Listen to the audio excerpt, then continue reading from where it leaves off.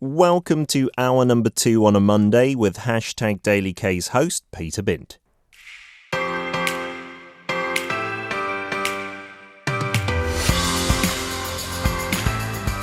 you tired of just scratching the surface of Korea? Want to get deep in the weeds? We unpack everything about Korea through its history.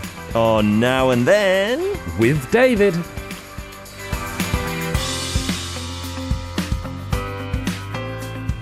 It is a Monday morning here in Korea. Beautiful day. Beautiful David is joining us in a beautiful mood because his team Liverpool, who have been mentioned on the chat already several times because we've got so many Liverpudlian fans at least. How you doing, David? Very good, yeah, as you say. Yeah, ready for Monday, ready for the week ahead. You stayed up and watched the Premier League game. Who was it against again? Liverpool versus Leeds, which is there's a lot of history. The fans are back in the stadium. It's wonderful watching the football. Wow. With that atmosphere. Great result for Liverpool, 3-0.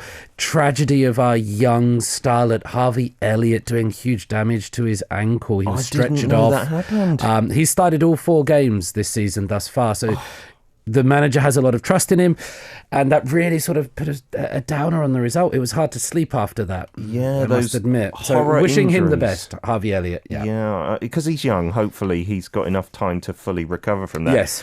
I was keeping my eye on the Premier League because I saw, and I must have missed this on transfer deadline day, but one of the Korean players went to Wolves, right? Hwang Hee-chan? Hwang Hee-chan? Yes. Yeah. I didn't see that at all at the news. And then I saw on my little phone app, which I'm watching the football through, there were adverts for his game. That's right. Wow, he's gone to Wolverhampton Wanderers. He was previously at Leipzig, who were doing really well. Minamino was there, the Japanese player who's now at Liverpool as well. But he's a really good player, Hwang Hee-chan. Scored his first goal. And good luck to him. The idea of Korean players going abroad, it's bigger than just Son Heung-min. You know, there's players in Turkey now, all over. So, congratulations to Hwang Hee-chan on his debut as well. Amazing. Getting a goal on his first game there. Fantastic. Yeah. I'm sure we can do one now and then dedicated to football, looking at the past and making a note of it right now, Absolutely. Peter. I'm sure we will need more time on that day, to be honest. Today's topic then, David, for now and then, where are you taking us? We seem to be going, so far it's only been 2 weeks, but completely different directions. I love it. That's what we should do. Today, we're going to look at something that's very important in the modern world, all around the world. We're going to look at women's rights and the role of women, particularly in society. Now, when you look at South Korea, it's very easy to see these high-profile figures. It might be Jung Eun-kyung, Kim Yong-kyung, Kang Kyung-hwa, IU, Blackpink, you know, all of these big stars, these women achieving great things in Korean society. And there was a report out last week, and it was a number of the population, how many people there are in the society. At the moment, there's 51.8 million Koreans. Okay. Currently, 49.9% are women. So just about, that's a half. Yeah? Sure. But the forecast is that in about 10, 20 years, the majority are going to be women. It's going to be a women majority society in South Korea. Oh, they've made that kind of prediction. Forecast, well, they're able to see the demographics. And this is really interesting because for a long time in South Korea, the focus was always on having young boys. It was on having a son. And there was cultural and all sorts of reasons for this. And maybe the listeners will not know. It'd be interesting to hear your experience, Peter. But the doctors were not able to tell parents the gender of the child. Yes, so it wasn't legal, right? Yeah, it was illegal. And that was to encourage people to love their child, whether it was a son or a daughter. There were reasons behind that. But then you had situations where the doctor would say, you should buy some blue clothes, or it has the mother's nose. Sure. To try to get round that. Did you experience anything like that? Yeah, I'm not sure if the law has changed because our doctor in Korea wouldn't tell us directly, would use that indirectness as well. I don't know if that law is still in place, but I think most doctors still will go roundabout, right? they'll maybe say, oh, I see something to mean a boy as well.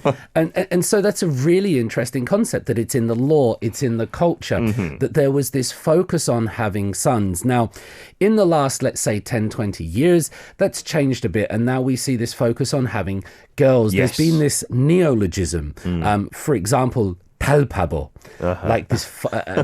You're an idiot for your daughter. Yes, many dads are, right? Many dads are, yeah. And so this has appeared on TV. It's become a word, and we're seeing now a rise in the number of women in society, and that's going to increase. And I find that a really interesting thing to look at. Yeah, especially that change, that complete shift, because it hasn't gone more neutral. It's gone from wanting sons now to really wanting daughters. Yeah. I think a lot of parents realise that sons are rubbish at keeping in touch once they grow up and get married. Guilty. And daughters will often take care of their parents, and go and see them and stuff like that.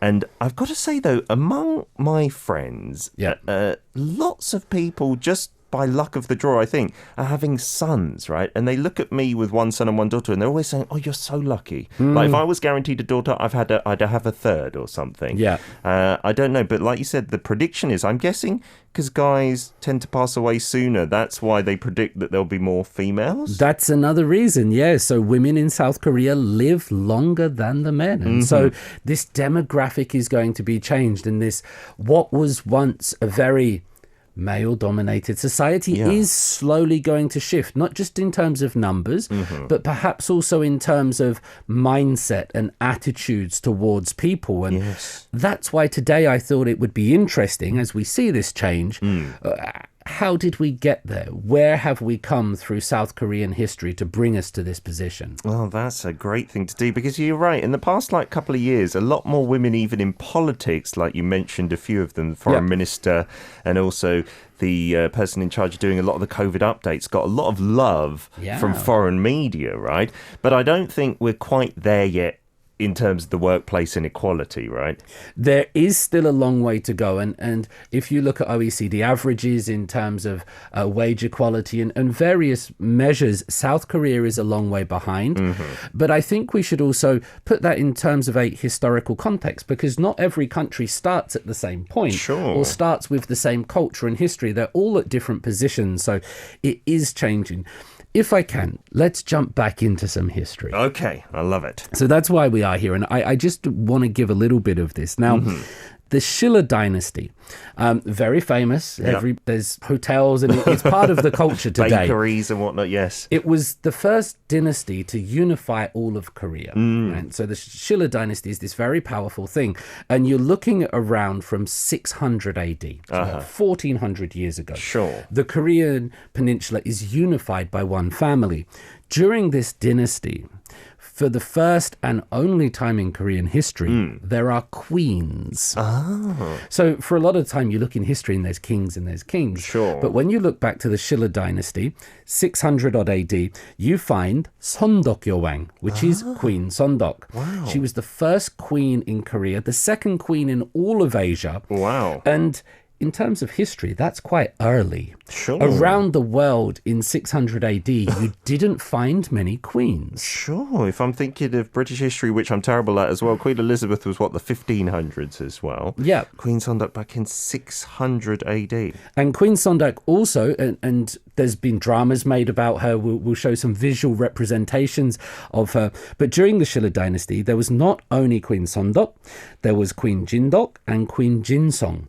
So there was this dynasty in Korean history where there were 3 queens, and they all ruled over the country. They did some great things. We can show the Hwangyungsa, the dragon temple on the YouTube feed. That was built during Queen Sondok's reign. Wow. This doesn't still stand like that, does it? Not quite like that, no. We get these artistic representations. Yes. But this is what they were building. It was focused on Buddhist culture. That's why you have the 9 pagodas representing the 9 levels of sort of heaven, things like that. Yeah, so, it's interesting to see that these days we're maybe not quite at the OECD averages, but back in history, maybe maybe we were ahead of the curve in some ways. And we'll see how this all culminated and came together to where we are today. So much interesting stuff to come up. Siska saying, oh, yes, I remember Queen Sondok from the drama, watching that before. Really good drama. Yeah, absolutely. Well done. Miss Andriani talking about the latter there, saying, I think a lot of Asian elders, though, still prefer having a baby boy than a girl. I think, maybe conservative grandparents will still want that for the family name and whatnot. But times change, and that person will be a grandmother themselves, and then society will move on. Yeah. I think you're right, yeah. My mum, she's a bit conservative despite living in the UK. And I think she really wanted a boy because she had a son. Mm-hmm. And then I am apparently like one of the last bints. So she felt that I had to take that mantle through my son. And then when we had a girl, she was like, oh, we need one of these as well. Yeah. Maybe one of both would be good. Everybody comes with their own history. Yes. Tropic Go in the messages said, people wanting boys is totally wrapped up in economic worth and wealth. Elizabeth I was a formidable woman who had an all-male cabinet. Can you imagine how tough that was to rule the greatest nation on earth? Oh. It's hard to imagine, but Tropic Girl, you make a good point that we could take cultural, legal, or even economic views of this and look at how that plays in. So that's really interesting. Yeah, definitely. I guess back in the day, someone to go out and work the fields, and guys was said to be better at doing that, and like you'd want as many in your family, I guess, to make your family prosperous. It makes sense, right? It does, yeah. We've got something from Raoul, I think it was, but I've missed the message, so we can get on to Nick's one. Yeah, Nikolai says, certain occupations are male-dominated and contribute to men not living as long as women. Yeah, in society, not every job occupation is 50-50, and it's not necessarily that's the way it should be. Different people have different aptitudes. I think just the freedom to choose your own path is really important, and not be too oppressed by standards and even laws that force you to do things. So well said, Nikolai. Yeah, that is a good point indeed. And back to just the frozen ding dong hashtag just for a second. Jolty from the US says, do you remember Futurama by Matt Groening, the creator of The Simpsons? In the first episode, the main character Fry accidentally ends up in the year 3000 thanks to an incident with a cryogenic freezing pod on New Year's Eve 1999. I totally forgot about that animated series. That was brilliant. It's a good name for somebody being frozen, isn't it? Fry. Absolutely. Thank you for the trip down memory lane. And talking about trips down memory lane, we were talking about the Sheila Queens. Yeah. And maybe like with Queen Elizabeth, it was probably the case that, yeah, sure, the figurehead, the leader was female, but I'm guessing like the people in powerful positions underneath that were still males and still maybe a male-dominated society. Yeah, during the Shilla dynasty, there was something called a bone rank system. Now, that sounds like something out of a fantasy RPG game, yes. But it was called the bone rank system, and it was a hereditary caste system. Oh. So you were born into a caste, and you live and you grew up in it, and it determined the size of your house, what clothes you wore, your occupation. So the reason that Sondok Yoang, Queen Sondok, Jindok, and Queen Jinsong became queens was not always necessarily because of a super progressive mindset amongst the people, but rather this hereditary caste system. And when there was the woman next in line and nobody else, then it was the woman that became queen. By default, I see. And then I think Korean history is rooted a lot in Confucianism, and I've heard many, good things about learning good manners and stuff, but in terms of gender equality, maybe not so great. Absolutely. So when we talk about the Shilla dynasty, we normally associate that with Buddhism. That was the state ideology of the time. The Chosun dynasty, which comes in 1392, and it lasts until about 1897. Yeah. So it's a long time, and the ideology of that ruling part is Confucianism. Now, one of the things that Confucianism talks about a lot is byol. This is distinction or difference. So one of the 5 Confucian relationships says that a man and a woman should have different roles. They should be separated. This is bubu yubyol. And that distinction is very important in terms of Confucian attitudes towards gender. They should be separated. Those roles should not perhaps be mixed. Right. And so there were things that a man should do. There were things that a woman should do. There were jobs, and it was all throughout. So it was even in terms of places. So, for example, the men would adopt the public sphere and the women would adopt the private sphere. Okay. If you've seen that yin yang, the and yang, Sure. the white and black, a lot of it is defined by that kind of duality. There's a white and black, there's a difference. And that has a very big impact when you talk about conservative grandparents. Every country around the world, we have conservative grandparents, but they're all influenced by their own culture. And in Korea, a lot of this would be Confucian ideas. Like there's a huge emphasis on that. I think certainly the big thing we have with 고부갈등, the difficulties between the daughter-in-law and the mother-in-law, the mother of the son, comes from those old roles. Like if That's a woman right. is not doing those old roles and a man is chipping in, some conservative grandmas get very cross, right? They do. And just to add one more, and there's a lot of folk tales about that, by the way, like the daughter-in-law and things like this going into the house. Another one from the Joseon dynasty, which was a really long-standing thing. This was a dynasty that was like 400-500 years, and so that has a big effect on the national psyche. Another one there was the concept of ye, and ye sort of means formality or ritual, how you should behave. So if you've watched Korean dramas or movies, you see people holding things with two hands and bowing, and there's certain ways of doing things. The ways of a woman doing things and the way of a man doing things were different. Yeah, the bowing etiquette, my kids learned it, my son and my daughter, and the hand like position, if it's outstretched or to your chest, they're all different. I thought that's overly complicated, is it not? The number of bows and, so there were kind of rules, and this idea that men and women were separated and they were kept different for the longest time during this period. So did that change because the Joseon dynasty came to an end, or was there another big event that kind of prompted some change? It's hard to put it down to one thing. That's a really good question, Peter. It's hard to put it down to one thing. When Christian missionaries started arriving in Korea, one of the things that they really noticed, and when they first started arriving, let's imagine it's 1860, 1870, so just before the 1900s, they start arriving in Korea, coming from the United States, coming from the United Kingdom predominantly. And what they notice in Korean society is an absence of women.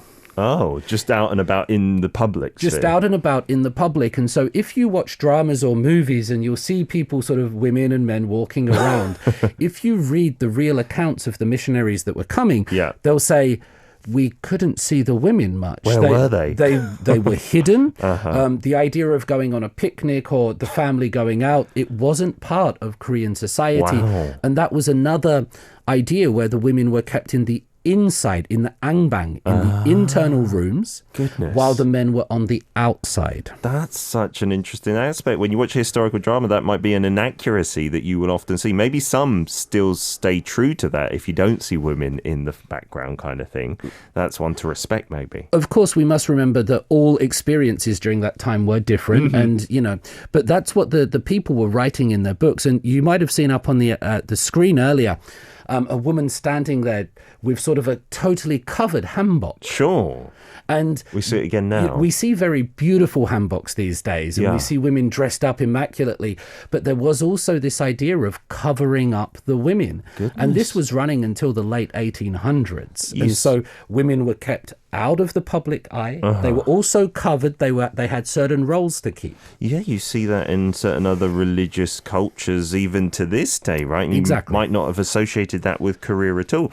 And then I guess Christianity, the notions from there, it didn't like take on straight away, but I'm sure there were influences from the beliefs there. It really so. And this is one of the interesting things about sort of conversations about gender and then Christianity. And it's one of the things that I try to convey to my students, that today in modern society, when we think about Christianity, many people in South Korea think it has sort of a negative effect and it's holding back women and such forth, whether it's regard abortion or LGBT.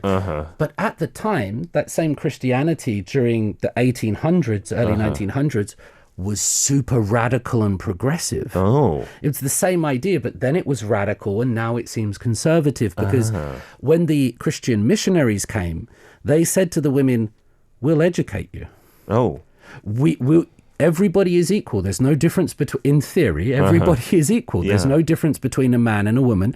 And so the Christian missionaries, they were the first people to build schools. Oh, wow. Mary Scranton builds the Iwa Hakdong, and they started giving education to young girls. Not just young girls, but also the blind, the deaf, and the disabled. And that was a really liberating idea. It was very radical in Korea at the time because, for the most part, education had been denied to women. That's such an interesting thing, how the same beliefs, obviously, if they've stayed the same, were radical in the past, but now seen as a bit conservative and holding back society. I'm in London. I'm in Australia. Tokyo. The Philippines. Finland. Indonesia. New York. Arirang Radio. Now live in Seoul. Having a great time in history looking at women's rights in terms of learning new things about Korea's past. Tropic Girl says, maybe we need to see a world run with women as leaders and see then how life on Earth will be in terms of social happiness and peace. And it's always true, we may fight for something and then maybe sometimes realize, oh, this doesn't work, right? And you just got to keep on, pushing the boundaries to see what's the best way. I guess the question would be for Tropic Girl is if there were a world run by women, would the world be different? Are men and women inherently different? Sure. And a world run by women would be a different world, or men and women are kind of the same and it's more about representation and opportunity. That's a question that underpins that demand, I think. That's an interesting thinking one as well. Moving internationally, Raul says that the caste system is alive with our politics, and there are certainly elements of that. We see sort of families and, passing on their power and their influence. Yes, agreed. Yeah, I heard this interesting argument about meritocracy and going to the best universities. Should that mean you get the best positions? Because the same kind of people seem to go to those universities every time anyway. That's it. Yeah. So getting into more modern times, David, what are we looking at? So South Korea becomes a nation in 1948, the modern nation that we know. And in its constitution, it gives legal equality to men and women by law in Article 8. So what's really interesting here is that in South Korea, the rights were given to women by law rather than them fighting for it. And now you have to wonder, does that make a difference? So first of all, just because the rights were given doesn't necessarily mean that it was equality in 1948 between men and women. However, it was in the constitution. But the question that one has to ask oneself is, if one country, the women sort of stand up and demand the rights and fight for and then win them, and in another country the rights are just sort of there given by law when this constitution is written, that must create some sort of difference, I think, in the historical process. Absolutely, in the psyche and stuff. That's a really interesting thing. Never crossed my mind at all. And then we're getting into more modern Korea. What kind of role are women playing there? So we spent the last part, we talked about how women started being educated when the missionaries came. And then women started working as well. So in the 1960s and 1970s, Korea becomes this industrializing nation. It goes through this industrial period in sort of 20, 30 years. And the backbone of this was women working in textile factories and clothes. So to give you an idea, the number of women working increased from 2 million in 1960 to 6 million in 1985. And they were working sort of huge hours for low pay. And sometimes their contribution to the Korean economy, the Korean development, the miracle on the Han River, sometimes gets a bit underplayed, some would say. And I would agree with them based on the statistics that we could see. Yeah, back in even the 80s, I remember a lot of stuff, even when I was in the UK, with made in Korea on it, clothing and like trainers and stuff like that. Right. You don't see it so often now, right? It's all shifted over to China or other countries. But that was a huge part of Korea's economic boom, right, early on. And the people were doing it as almost as a service to the nation. It was their form of military service almost. It was not so much about individual rights at the time. It was more about developing the country. And there was a sense of unity. There was a sense of purpose. There was a vision. And despite all the obstacles and everything, it did achieve a great thing. It's very hard to create a hyper-modern society like South Korea, like Seoul. And so a lot of credit should go to the people. One of the things that I would like to point out is when we look at gender conversations in modern South Korea, they seem very highly charged. Right? These days especially, These days especially, if you look on the news sites, the portal sites, conversations, comments, and articles about gender are generally up at the top of the ranking. So it's a big thing to many people. Now, just to give a little historical comparison, in the 1960s and 70s, in the Western world, people were rising up and they were asking for these women's rights, equal rights, and they wanted better treatment. And for the most part, they achieved those things. It takes a long time, but in South Korea, the rights were not focused on gender at that time. They were just focused on workers' rights. They were focused on stop treating us like machines. Give us some lunch break. Give us better pay. Give us working hours. So it wasn't so much about gender equality. If you want to get really deep in this, you can look at materialism versus post-materialism. What this kind of means is once your food and your house and your job and these things are secure, then you start thinking about abstract ideas like freedom and democracy and women's rights and equality. So the West got there first. Korea didn't, but it's got there now. And so the gender conversations have come up in South Korea, not during the 60s and 70s, but during the 2000s when we have internet and messaging and social media. And that means it's a whole different thing.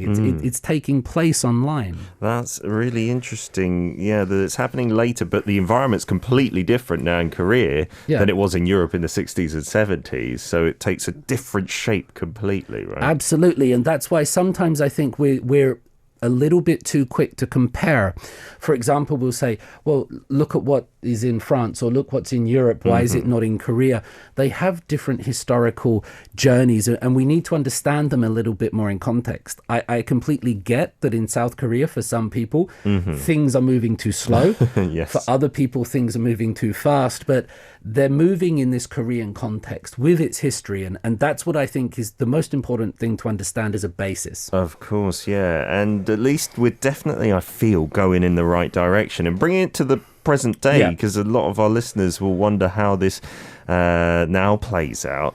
You mentioned a lot of these modern stars and a lot of modern faces of Korea, all right, BTS aside, are female faces as well, outward facing towards the rest of the globe.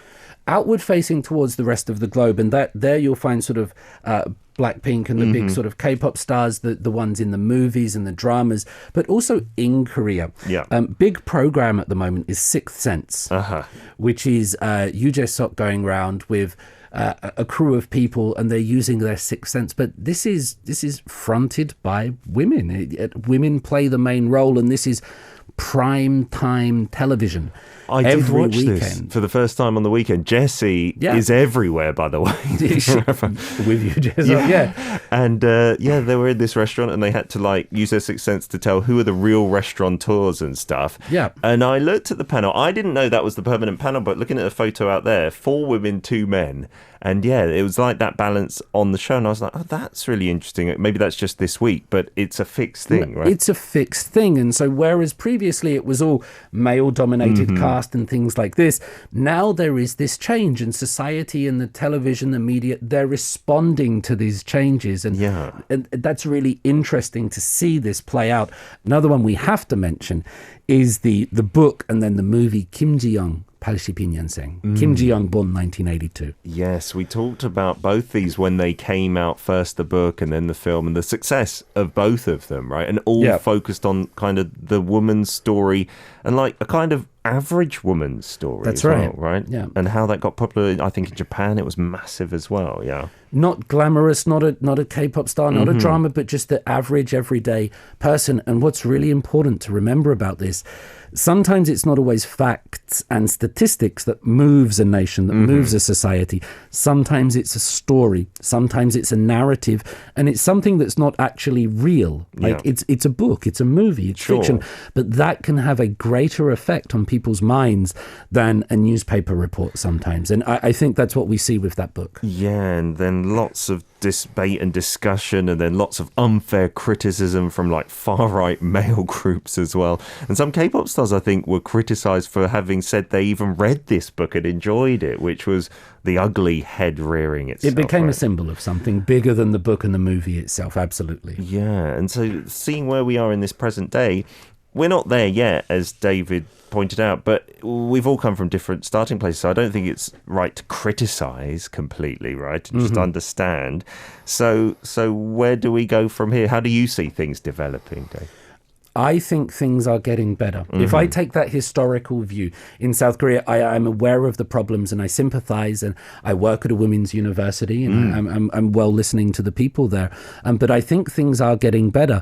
I look at what's coming next, and the rise of social media, people now are more individual. And so they're able to express themselves. And in Northeast Asia, South Korea is a country in which if you have a political, a religious, sexual, anything you want to say, you can say it, actually. Yeah. And that's quite rare in this part of the world. If you look at the neighbors just to the north of South Korea, it's rare. And so South Korea has done a fabulous job. It's not perfect, but people can express themselves. They can create avatars. They can do all these things. So I support what's going on, and I'm looking forward to seeing how it unfolds. Fantastic. It's really thought-provoking every week in a completely different way, David, but thank you for being here. We're going to see you again next Monday, right? Absolutely. You can listen to Monday's segment Now and Then with David Tizard every Monday from 10 a.m. KST on #DailyK.